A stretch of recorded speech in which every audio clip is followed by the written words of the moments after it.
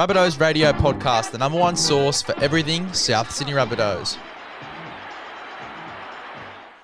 Welcome to another edition of Rabbitohs Radio. My name is Grant Chaps. I'm joined by my loyal co-host and friend, Darren Browny Brown, and Big Les from Big Les's Rugby League Podcast. What's doing, boys? Yeah, not too much, boys, and g'day to all the viewers out there. How we been? Good. What about yourself, Yeah, Les? good to be back in the studio and a little new addition behind us as well. How good is this? Yeah, we had a few requests just to sort our background out, and it was always incoming that we were going to get some banners done, and we've got two of them actually. We've got a home one and an away one as well, a red one, so you might see the red one next week. There you go. Yeah, we had a lot of private messages. You can stop the private messages now about the background. No, I ain't joking. All good. Look, obviously a tough weekend for the people up north. Rugby League heartland up there in Queensland, and they've just been battered from pillar to post from pretty much last Thursday onwards. Our thoughts and prayers go out to everyone up there affected. I think all the beachfront there has just been torn apart. The swells just didn't stop coming, and the wind and the rain. I was talking to a mad Rabbitohs fan today, but originally from Maroubra, Matty Gleekers, and he's been up there a long time, and he said he's never seen anything like it. So, thoughts and prayers go out to all you guys up north. Yeah, not only the southeast Queensland, all up the coast of Queensland, northern New South Wales continent as well, chaps, from Lismore, Grafton, all the way up to the coast, Ballina.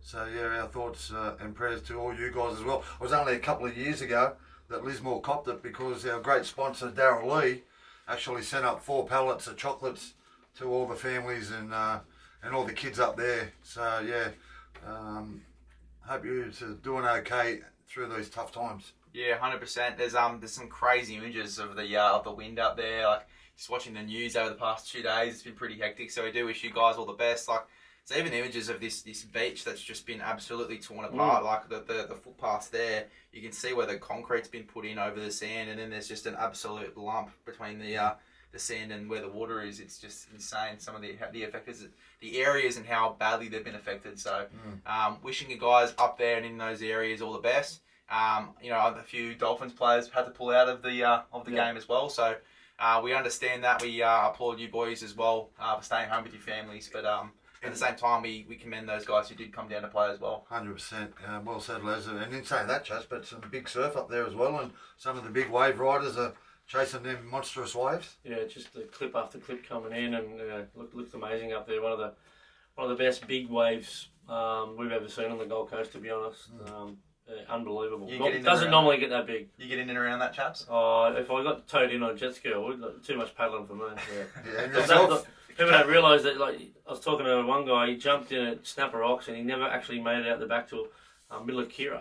Wow. That's how fast that sweep goes. Yeah, wow. It's going like 20, 30 k's an hour. And yourself, you've been up the coast over the course of the weekend. Some big waves up there as well. It was a bit wild up there. Yeah, Seals Rocks and that. Yeah, it was good.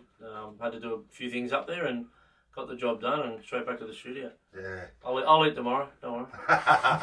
All good. But what about the Quest Apartments, mate? We've got a competition we're running. Yeah, we certainly have, chaps. And to all the viewers and the listeners out there, we've been running it for over 2 weeks now. We did it last year. It was very successful. A giveaway competition where you can win a night's accommodation in the Quest Apartments out there at Woolaware for the round 3 clash. All good? Yeah, all good, all good. Okay, for the round 3 clash against the Sharks, in conjunction with Quest Apartments and Battlers for Bush Footy have jumped on board as well, because Talon was actually the winner last year and he had a really, really good experience.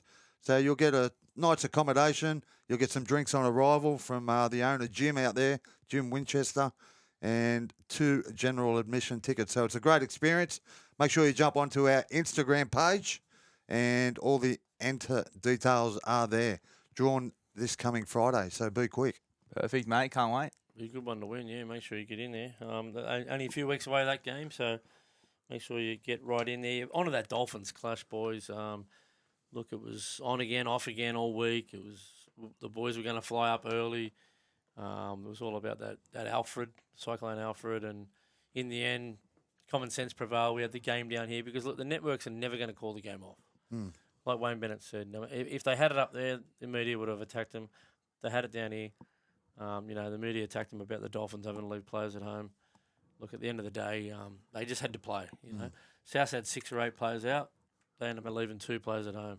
So I think it was pretty fair. And one thing that probably wasn't factored in, South got 2 days to sell tickets to a home game, so it wasn't ideal for South, and I think they struggled to get all the members tickets ready on time, but I think they did their best right up until about 6:30. They were still trying to organise members tickets to turn up to the game. So, yep, it was a bit of an inconvenience, but in the end of the day, the game kicked off, and our boys really turned up, mate. They put a proper Wayne Bennett effort in from start to finish. Yeah, they certainly did, Chaps, especially the first half. Second half got a little bit scrappy, and that's what put us under a lot of pressure. But our first half completion rates, I think it was around 94%, and our defence was unbelievable. We scrambled well.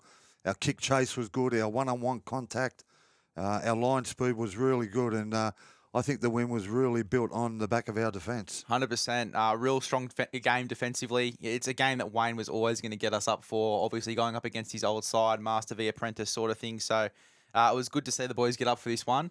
Some real solid performances through the middle, which I'm sure we're going to get to in a second. Yeah, for sure.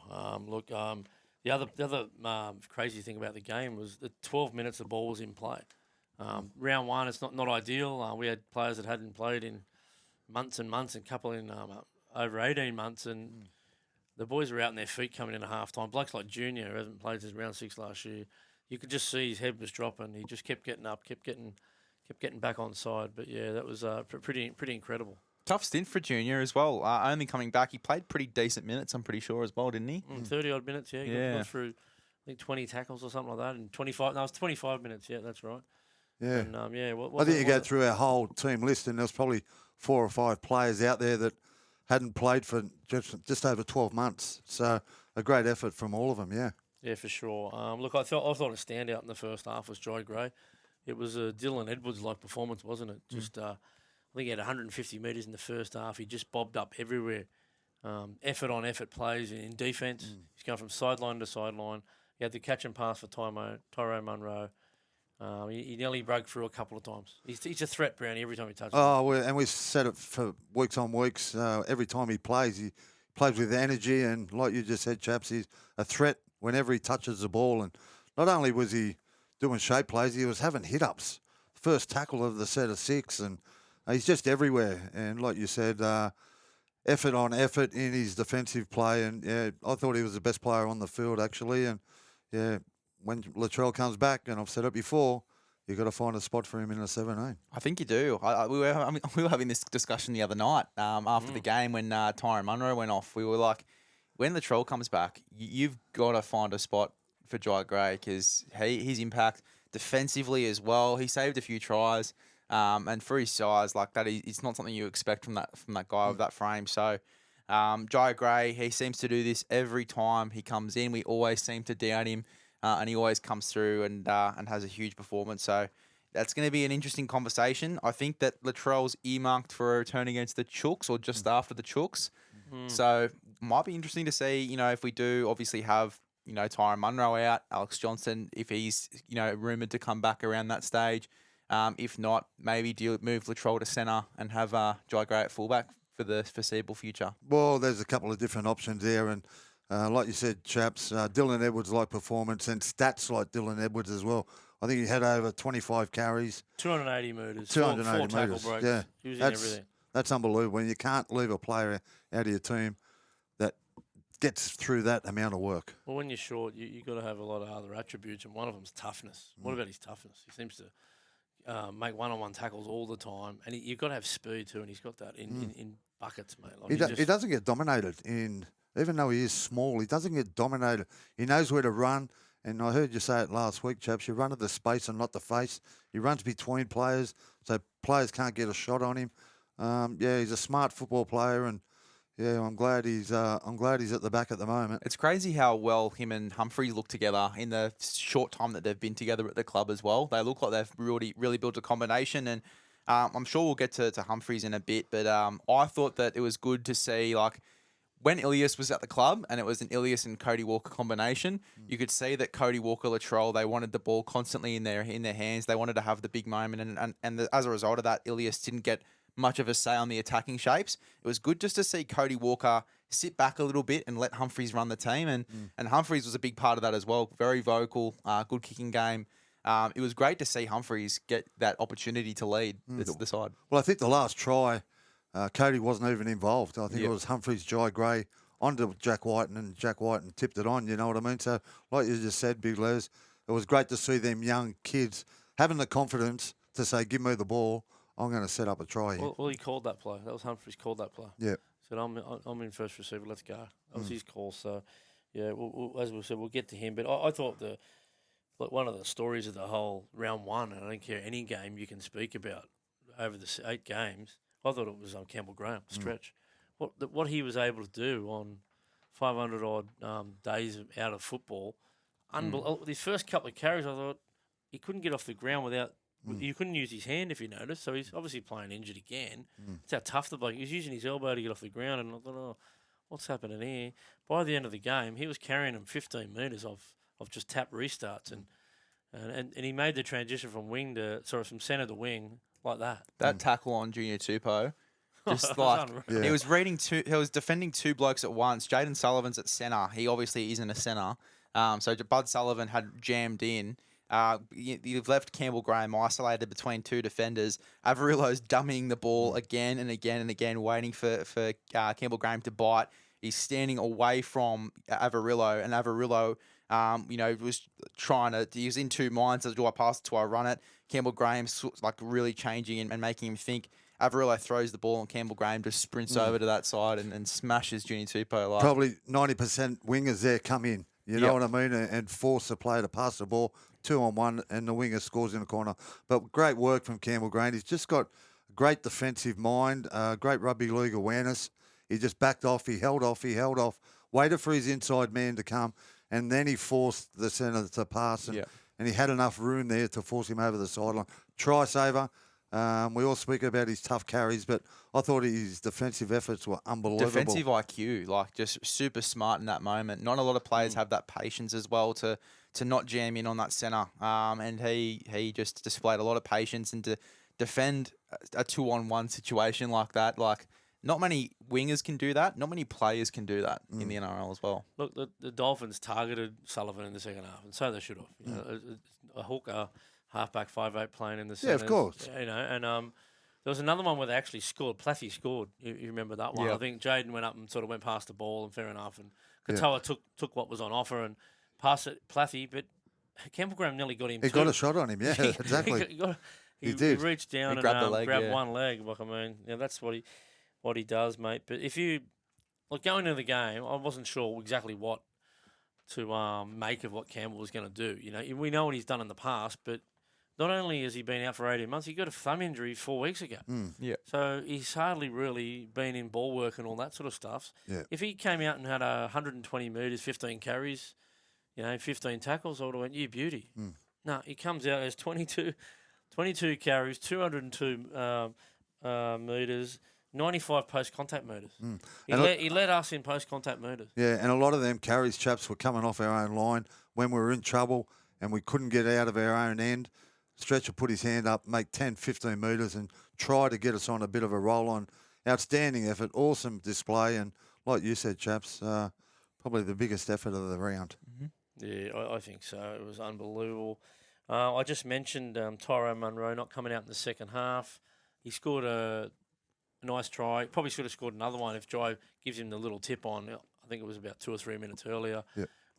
He got a fortuitous one where it landed off his knee, but he was the first one of the punch. He put the ball down there, scored 2 tries, had a couple of carries. Looks a little light on in the first half. Got manhandled a couple of times, but also had some nice carries. But I like come it. out for second half. But I like that he puts his hand up to do the tough carries, like you said.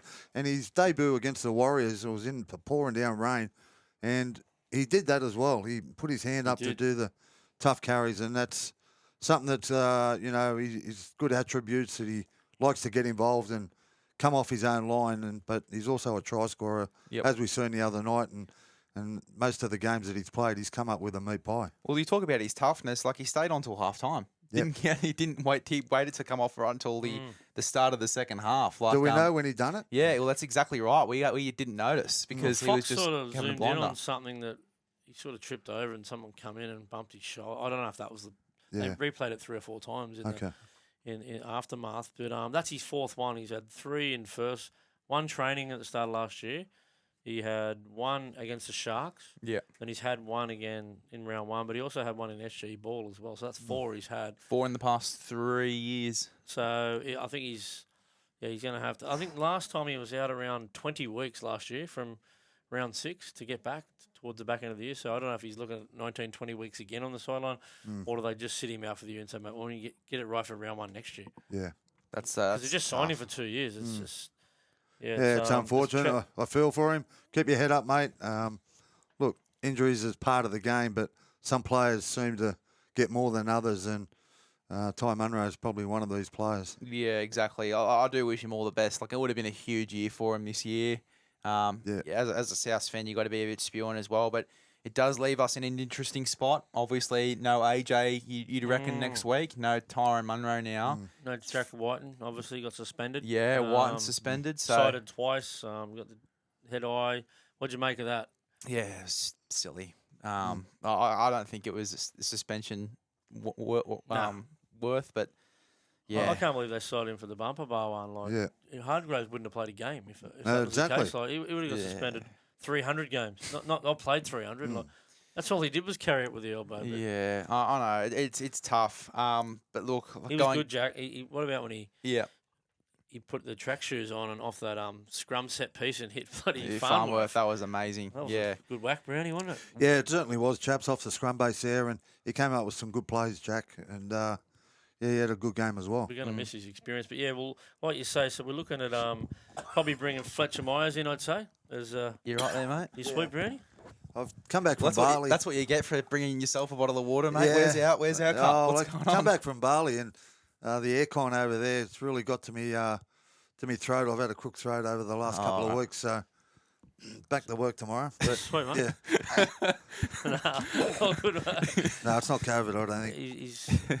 He's come in with a little bit of a virus, but we'll play on, mate. Yeah. We'll play the ball, but no, Jack White play the ball, not the man. But yeah. No, Jack White just played his usual role, didn't he, Chaps? He was high energy. He's in everything. And plays tough, and come up with a couple of try assists, and like you said, some big defensive efforts. What's the plan? What are we doing here? Sidewise. I think you're going to put Tass and Campbell Graham in the centres. This is just our thoughts. This is not from South Sydney or anything, but I think Myers comes in.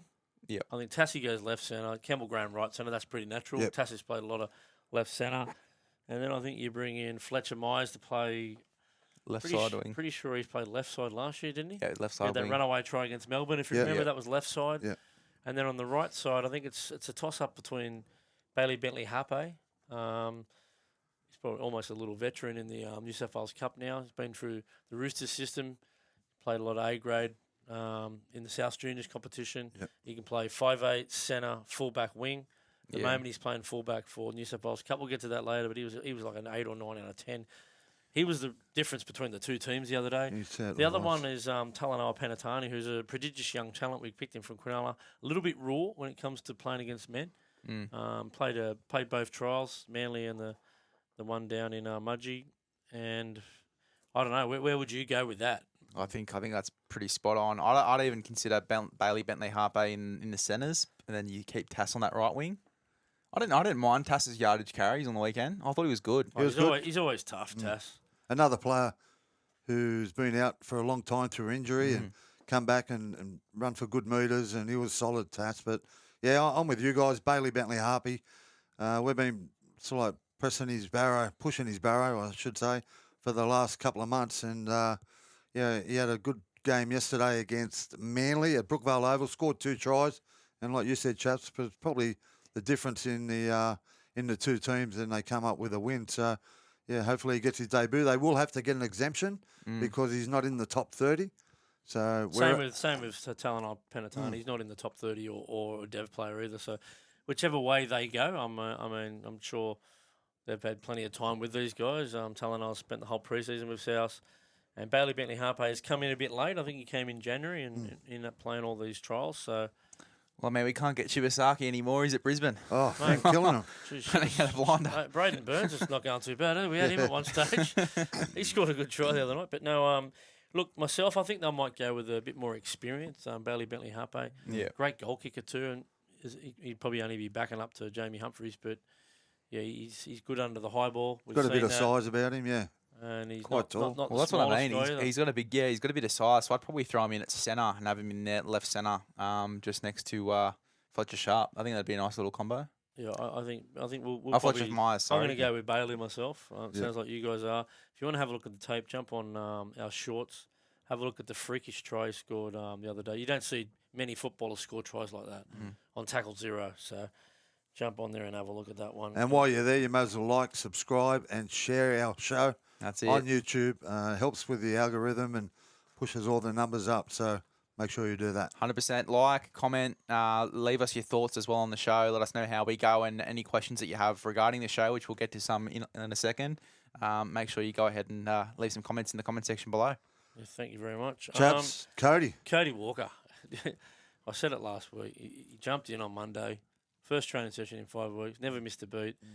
And he hardly missed a beat on the weekend either. He just gives you confidence if you're out there. I think he gives us a chance to win every time he takes the field. And that's what he does. He holds the way he holds people off, holds the ball in two hands and double pumps, shows it. Mate, he frightens defenses, doesn't he? Chaps, didn't miss a beat, and I've got that in my notes as well. So didn't miss a beat. You're 100% right. And I remember you telling me you went to training, and that's how he trained. And he came out and played like that. A great captain's knock. Captain of the team. He's the standing captain while Cameron Murray is out for the rest of the season. And I think it really helped his game a lot. You know what I mean? He was calm. He was collected. He would have been a great help to the young halfback Humphreys. And I thought his pass selection was unbelievable.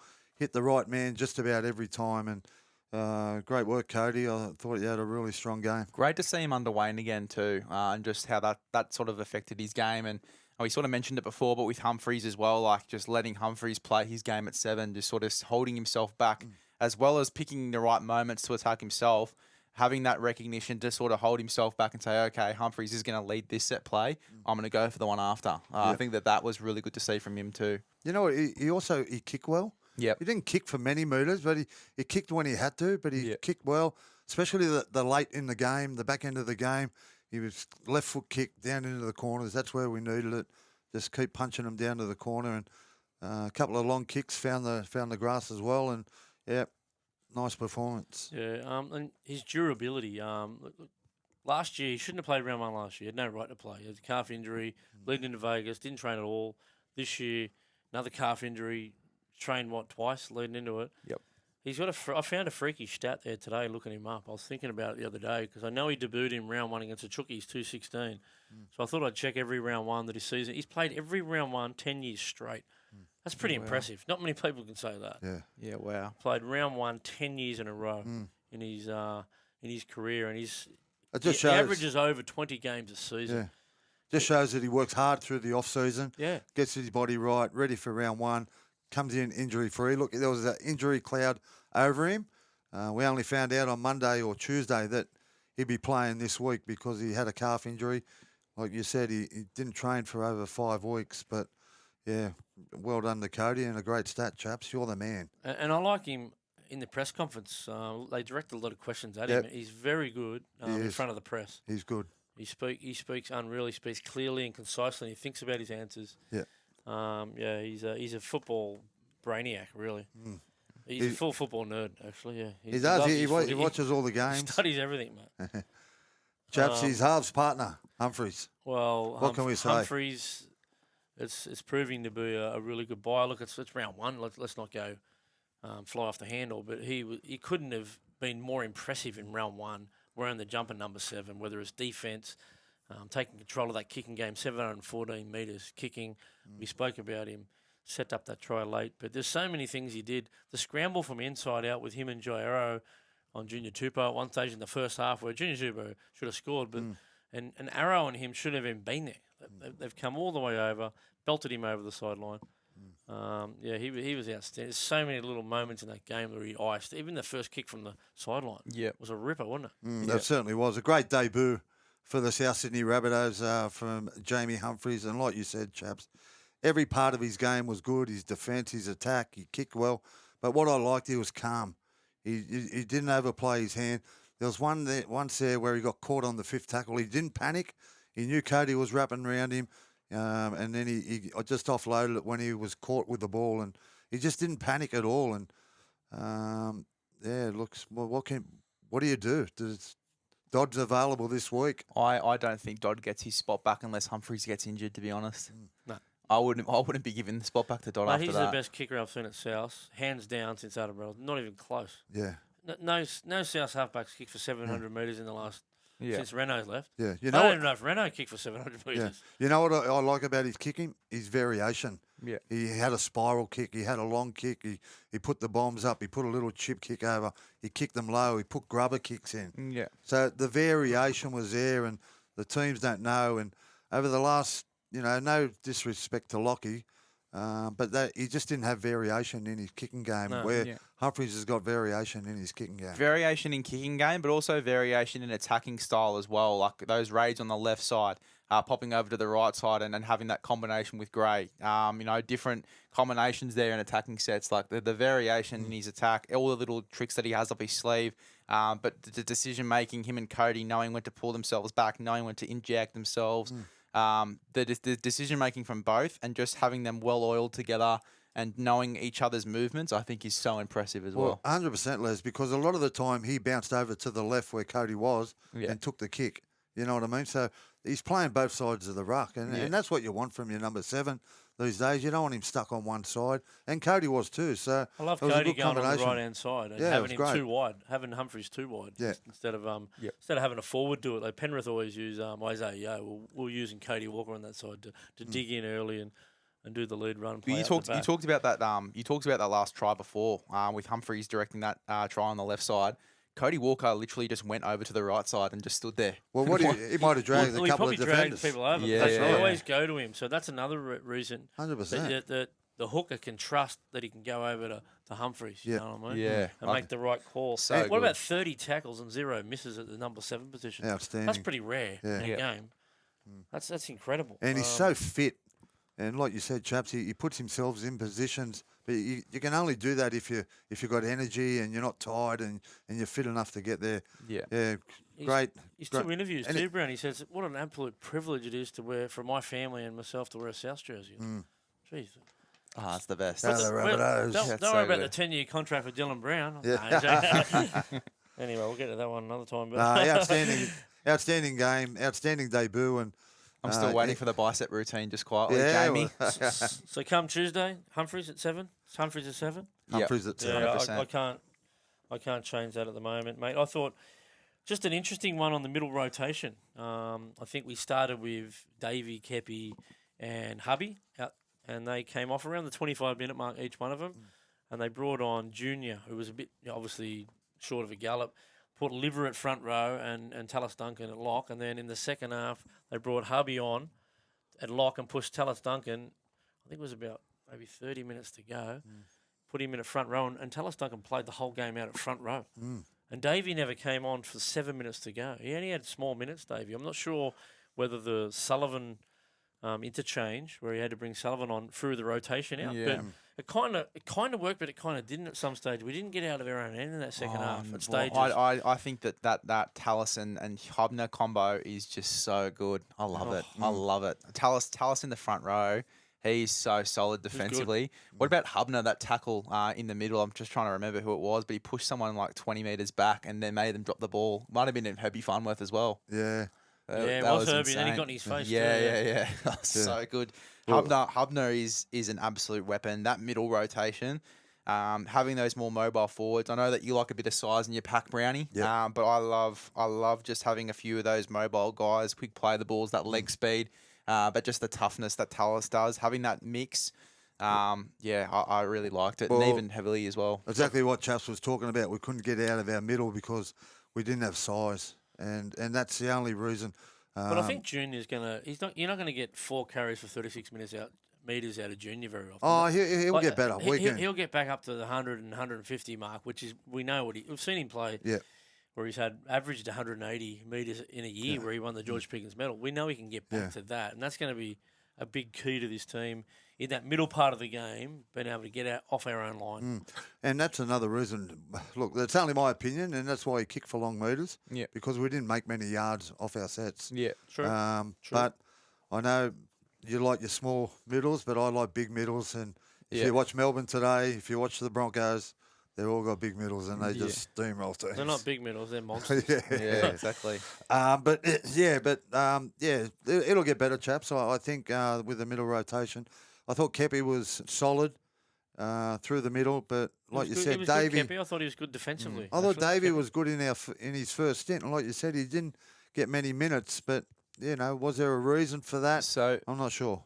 So moving forward, when Junior gets fit and firing, ready to go, who are you playing for the big minutes out of those big middles? Are you going to have Junior playing those 30, 35, 40-minute stints? Is it Davey? Is it Kepi? Who is it? Oh, I think it should be Davey and Junior. Yeah, playing big minutes together. Yeah. And then you'd have those mobile guys playing at shorter minutes. Kepi knocked out 55 minutes, didn't he? Kep. He looked pretty mobile, the big fella. Yeah. He looked gassed, but he looked good. He looked good. He made some all right meters too. I didn't mind. Kept the web Defensively too. Big fella, Big tackles. Yeah, he did. Yeah, he had a couple effort plays ready to get off the ground and dive again. But Chaps, talking about minutes. What about our the back rowers? 80 minutes each. Keon Kalamatangi and Jai Arrow. Another player, Jai Arrow, hasn't played for months and comes out 80 minutes. 42 tackles. No misses. What a performance. Yeah, he was huge and just an absolute animal, isn't he? He just goes after it. I'll tell you what, though, Keon, I was adamant before this game that Keon had to be in the middle for us.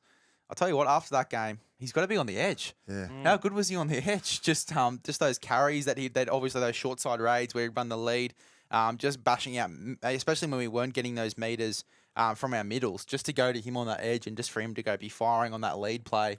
And to just be bashing out minutes. He's a weapon, isn't he? Lost a little bit of weight over the off-season, a little bit more mobile, and he's always, from day one, was told that he was going to play on the edge. So he's had a lot of happiness about him, and that's where he likes playing. But, yeah, he was really strong. I thought Keon came up with some good plays, some nice little offloads with second phase plays. So, yeah, he was strong. And Jai Arrow, well, he was just like you said, chaps, he's a beast. Came up with some really, really important tackles in that first half as well. Yeah, well, there was one where Hubby got Josh Kerr, who caused us a lot of problems, that Josh Kerr, when he came off the bench. He picked him up and spun him around. He threw the offload. And Jai, I think it was Marshall King got there first, but Jai went in head first, right? Stripped the ball off him. Yeah. And then Sullivan tried to come over to help. And he got up and shoved Sullivan's face into the dirt and gave him a mouthful and then played the ball. Yeah. That just sums up Jai the whole day.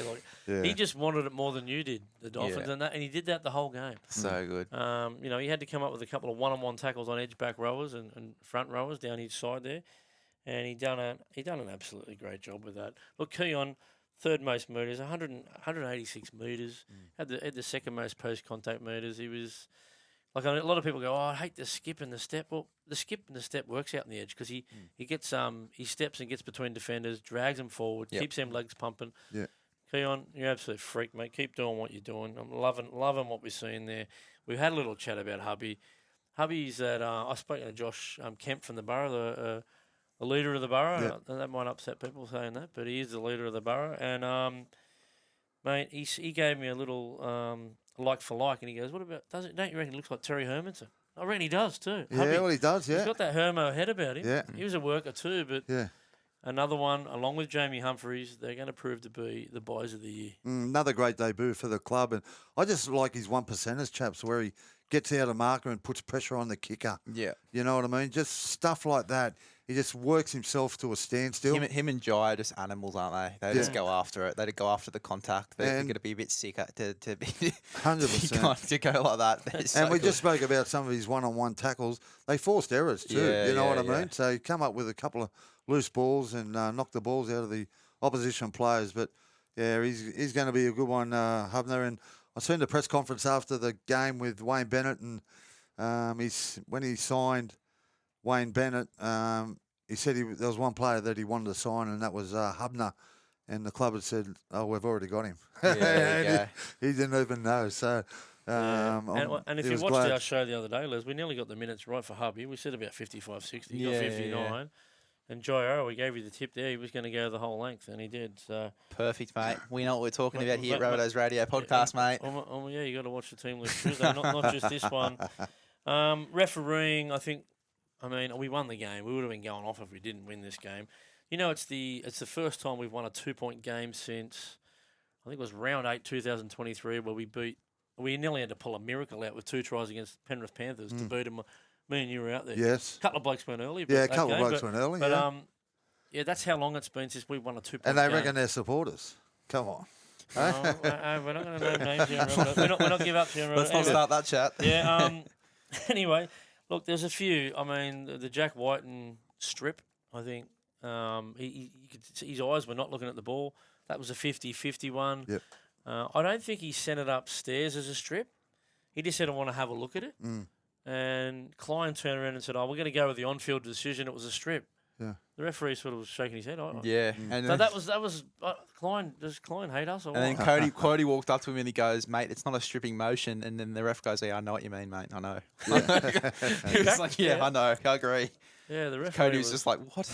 There was a try they scored as well, chaps. That was the Plathie one, yeah. Yeah, the Plathie one. Herbie, this is my issue with the referee, and it's probably the only one. And I didn't think it was a strip either, but play the ball. Now, we didn't have any markers, but I'm telling you now, Herbie Farnworth walked off the mark. He dead set walked off the mark. Now, he either should have been a penalty or been told to go back to the mark and play the ball, which would have gave us probably another half a second to get ready. They stripped us for numbers. That's the one when Jaden Sullivan would come up, took no one. So they had numbers on us anyway, but it might have just gave us a little bit extra time. And who knows, Campbell Graham might have actually got better contact on him and hit him. Next set of 6, Herbie Farnworth done the same thing, walked off the mark, but the referee said get back on the mark. Now, why didn't he do that in the first one? I don't know. That's just my opinion. But, yeah, look, I thought the refereeing was okay. I thought over the whole weekend, the refereeing decisions were good.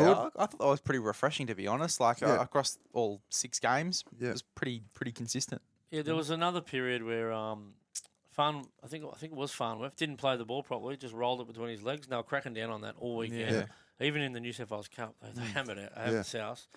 Then it went over to Lemu, I think, and he just dropped the ball on the ground and stepped over it. Didn't touch it either. And even the Fox commentator says, "Hey, this is a dog's breakfast."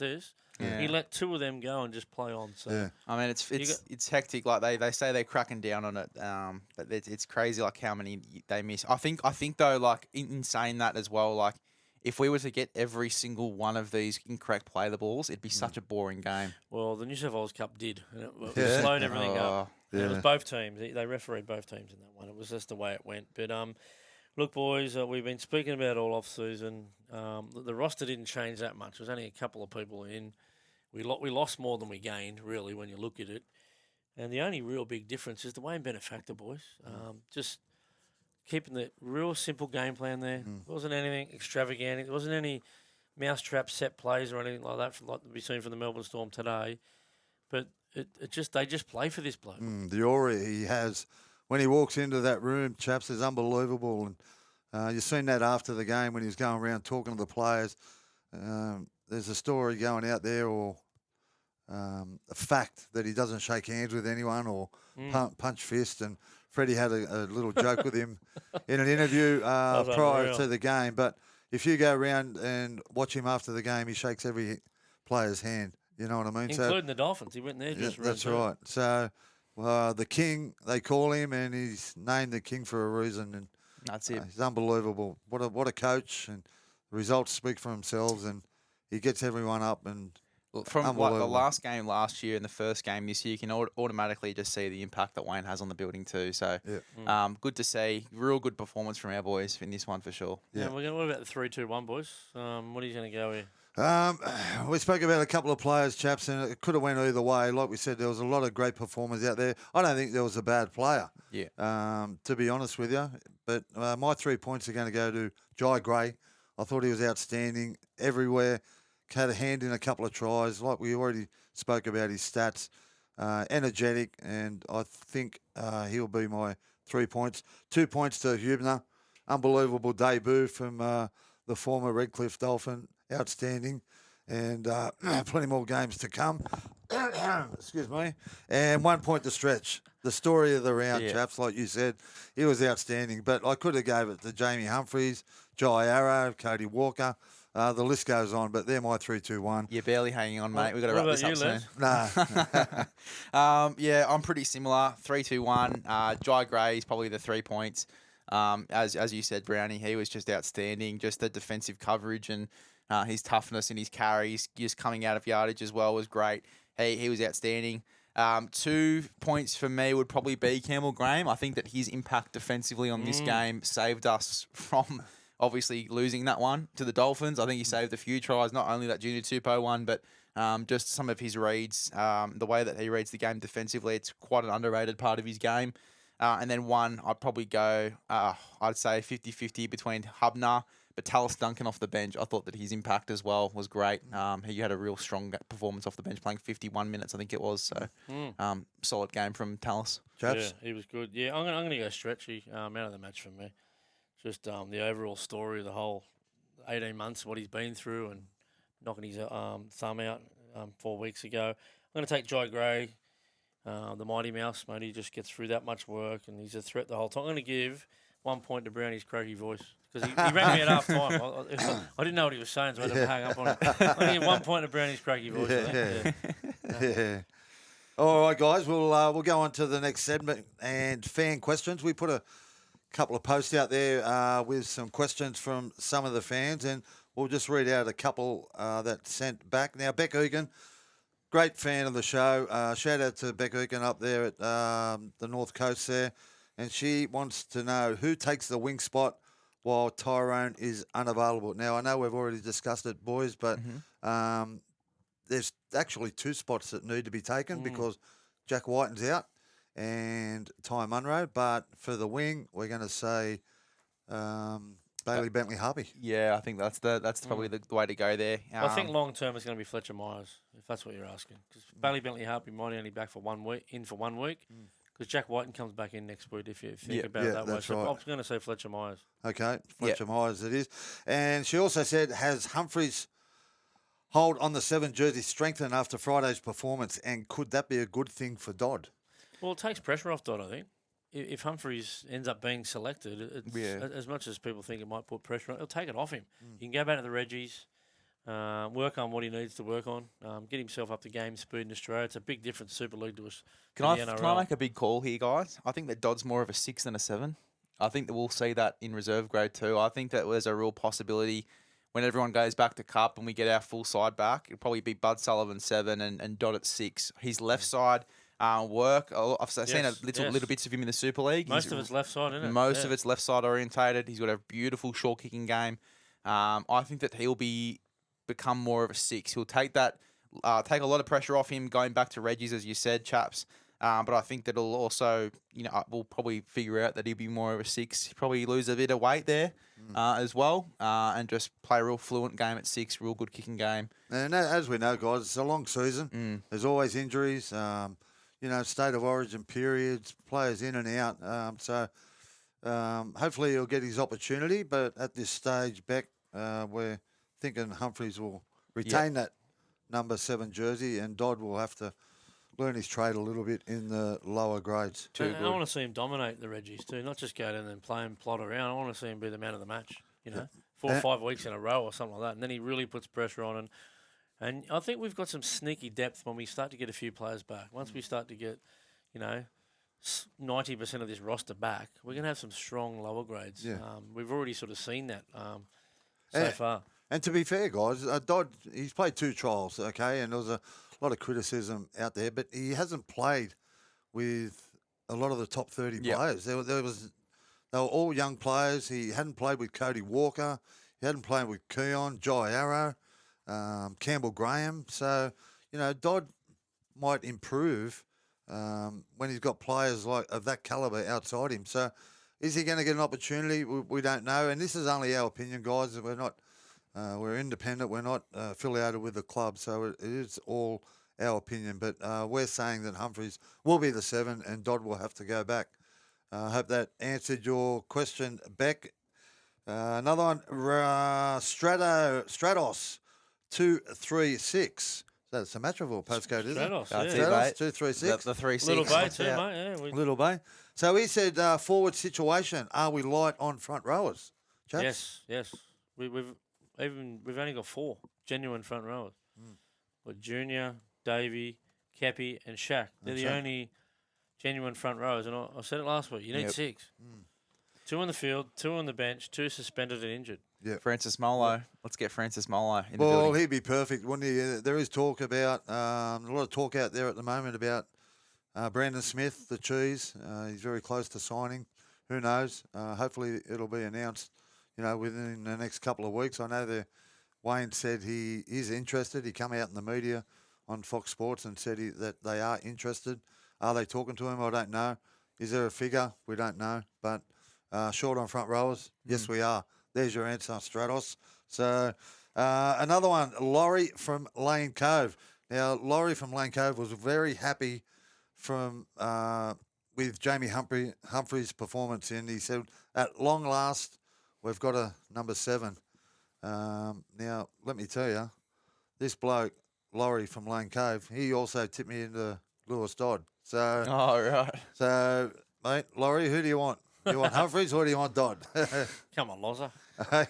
Make up your mind. Fair crack of the whip, mate. And the last one, Raffy_M888. Why do we have no room in the salary cap to sign players?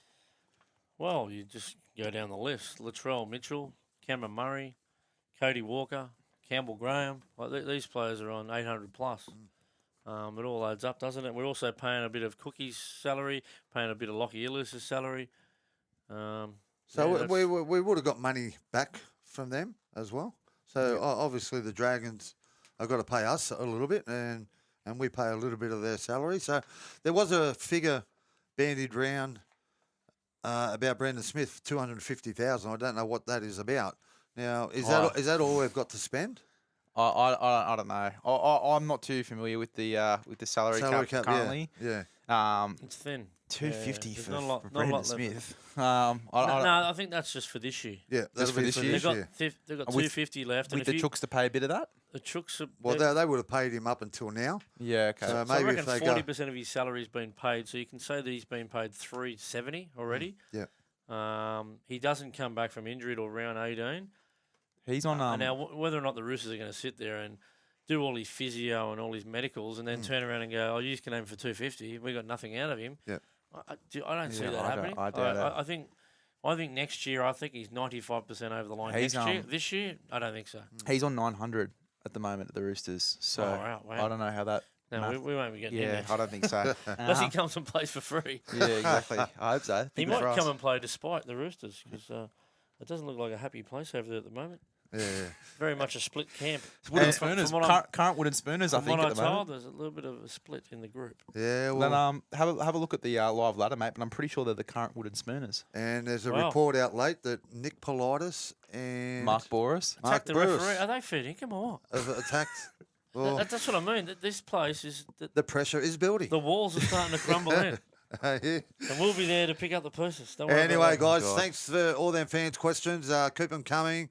We'll talk more next week. Chaps, pathways. Yeah, we had the pathways over the weekend. There was obviously 6 games there. New South Wales Cup played right before the Cowboys Manly game at Brookie.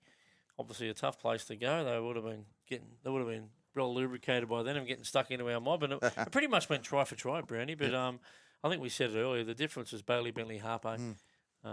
His class, the try he scored, the first one was outstanding. The middles are really good for the Bunnies in that grade. I think it was Billy Shrickass off the bench was strong. And look, Celestia Tata, it's early days. We've only seen him in trials. And, mate, we've got a middle there. I'll tell you now, who was after the middles? Stratos, there's one coming, mate. I reckon if he can get a half a season out in New South Wales Cup, mate, he's going to be someone knocking on the door for a full pre-season next year, and he'll be ready to go. He looks the goods. Sweet as. Yeah. The other one is Fucker Osi. I don't know if you've heard of him, but probably comes out, sounds like a bit of a swear word. But Taysom Fucker Osi, he was outstanding as well. And the big fella off the bench, we called him in a grand final a few years ago. We call him Two Toes. It's Tosemi Tovai.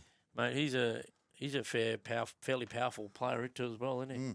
Yeah, well, we end up winning the game 22-20 with a late try. And listen, it wasn't Bear Grylls running wild. No. It was... Who was it? It was Bear Williams. Bear Williams from Paddington, England. Yeah. The Paddington Bear, mate. He come over and won the game at the late, I think it was 75 minutes on the clock. Yeah. Now, here was 19th. It was a really flat pass out of dummy half. I think it was Daniel O'Donnell who threw the pass. He come on and he looked pretty crafty. Yeah. He's a new player to the club too. And he was 19th man, Bear Williams. But he got activated through a head knock. Yeah. And he came on and scored the winning try. So well done to you, Bear, mate. Like I said, it wasn't Bear Grylls running wild. It was Bear Williams. The Paddington Bear, I nearly mate. stuffed it up. You got it right there the second time, mate. And the prelude to that game was Jersey Flag. We were beaten 38-8. I didn't watch that one. Browny got his eyes on that one. Yeah, too many errors, chaps. 38 points to 8, like you just said. I thought both our edge back rowers went good in Alzahim and Geary. That was solid. And I liked the look of Matus Heslin. I thought he went okay. Matthias? Matthias, yeah, Matthias. He's yeah. good. He's Yeah. real good. I went to school with him. Yeah. He's a real good player. Yeah, tall, rangy fella, play with a headgear. But, yeah, just too many errors. We were our own worst enemy. Got up the other end on many of occasions and turned the ball over and, yeah, in, try-scoring situations. And, yeah, just our own worst enemy. You got to complete to win games, let me tell you. And how did Riley Frame go, mate? He was come down from Wynnum Manly and I think he's originally from Muswellbrook. See the hooker? The hooker, yeah. Yeah, he went good. Yeah, very crafty. Took a lot upon himself. The halves were a little bit quiet, but yeah, I thought he was quite solid. Okay, there you go. There's one to look out for there. The SG Ball, the under-19s, they're going to be there when the whips are cracking. They played a bit of a Bears team. It weren't travelling that well, but it was like a training gallop for this mob. They ended up getting bored in the end, I think. Look, the halves. Taj Alvarez, unbelievable mover in space.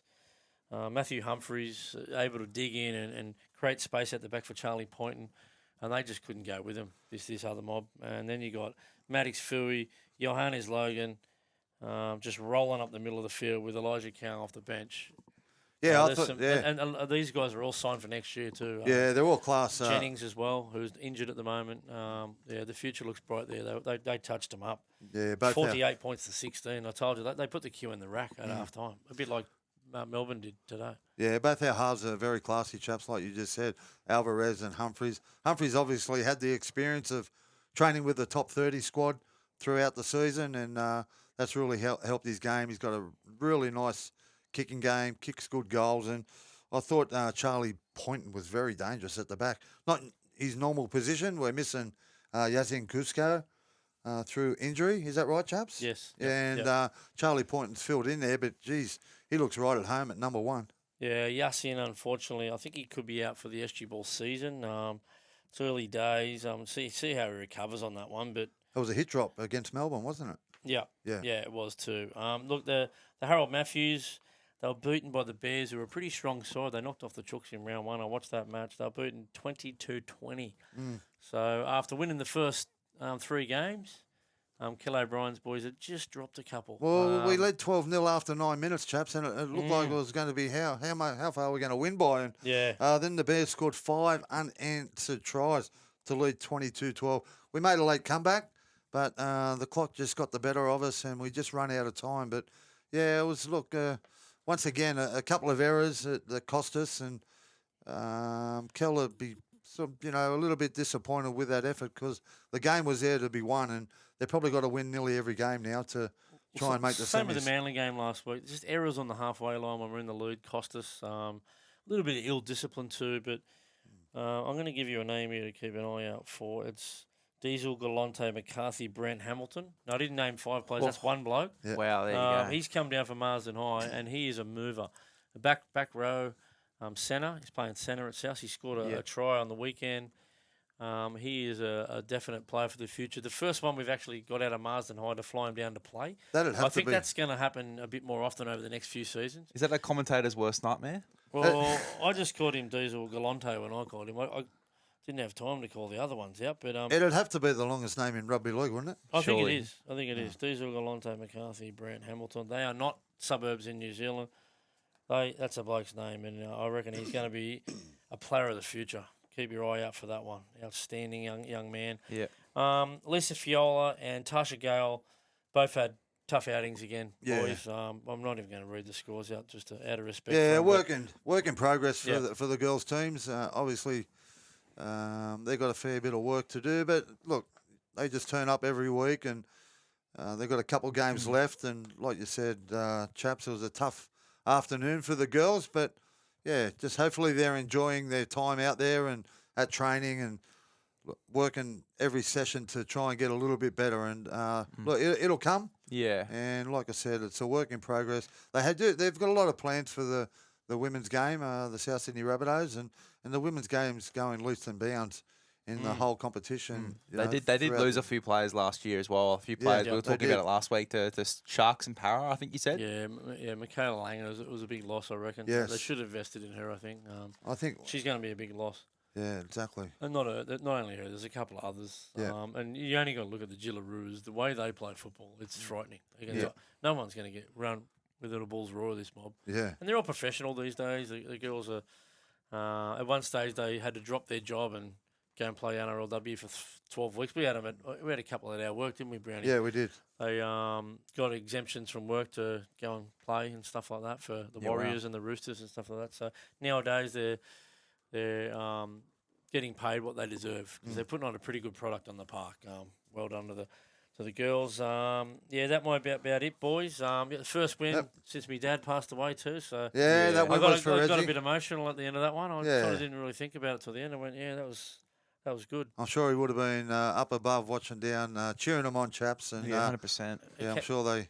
I got a season ticket, and Cashy took his mate out there, Wayne Murray, and Wayne sat in his seat. So there you Yeah. go. I did see Miles at Coogee as well, and he was very happy about the win as well, and especially because Roosters lost. Oh yeah, you would love that. Yeah, he was even more thrilled too. So And just on that, they did a special thing for Gary Stevens as well. Wasn't that a before great the game. tribute? Yeah, by The whole Jeremy family. Monahan. Well done, Jeremy, mate. You read that out absolutely perfect, mate. The way that was all done, mate. The whole family was out there, a bit of Yeah. a guard of honour, and well done. I know part of the family, they really enjoyed it. And I was messaged Brad, and he was really over the moon what the club did for his old man. One of our dead set proper greats of this club in all the history that we've got. But not only that, a local legend in the area we live in. So rest in peace to both Reggie and Gary. Yeah, thank you very much. That might be about it for another edition of Rabbitohs Radio Podcast. Up the mighty Rabbitohs. up the Bunnies. Up the Rabbitohs, and we'll see you for Team List Tuesday. That's it. Higgins charges head on.